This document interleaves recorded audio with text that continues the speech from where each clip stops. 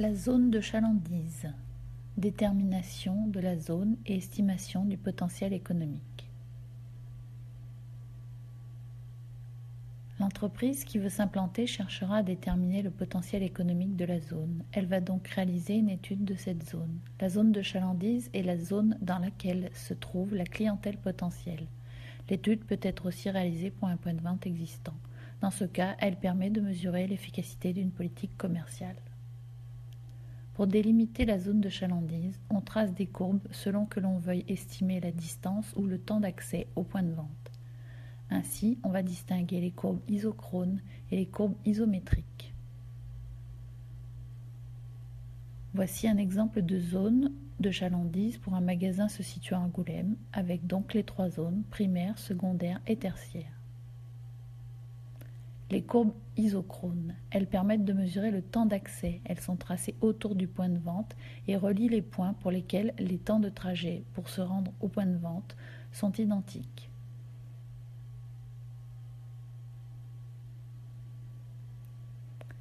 Exemple de courbe isochrone.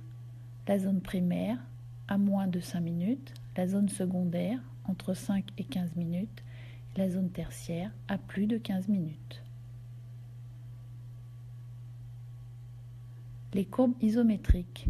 Les courbes tracées en cercle concentrique représentent la distance d'éloignement par rapport au point de vente. Elles permettent d'évaluer la distance d'accès au point de vente.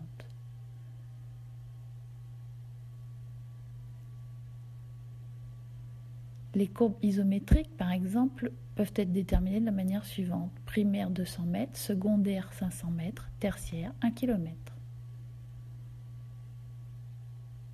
Estimation du potentiel économique de la zone. Après avoir délimité la zone de chalandise, l'entreprise va évaluer le potentiel économique de la zone. Elle va entreprendre des études afin de recueillir des informations sur la population, le potentiel de la zone, l'attractivité et la concurrence. La population. L'entreprise doit pouvoir qualifier et quantifier la population. Ainsi, elle cherchera à avoir des informations telles que l'âge, le sexe, la situation familiale, la CSP, auprès d'organismes spécialisés comme l'INSEE ou les chambres de commerce. Le potentiel des dépenses de la zone. Pour déterminer le potentiel des dépenses de la zone, l'entreprise peut être amenée à utiliser des statistiques nationales qu'elle ramènera au niveau de la zone concernée en les multipliant par des indices, tels que l'indice de disparité de la consommation et l'indice de richesse vive. Exemple. Si les dépenses moyennes nationales pour le poste loisir sont de 1829,39 € et que l'indice de disparité de la consommation à Angoulême est de 0,9, un Angoumoisin ne dépensera que 1646,45 €.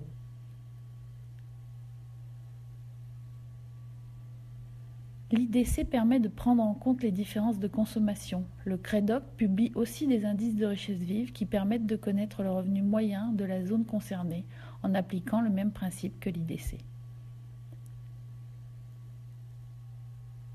Le calcul du chiffre d'affaires prévisionnel. Différentes informations seront prises en compte pour ce calcul. Les informations à prendre en compte sont la population de la zone, les dépenses commercialisables, les indices et le chiffre d'affaires réalisé par la concurrence.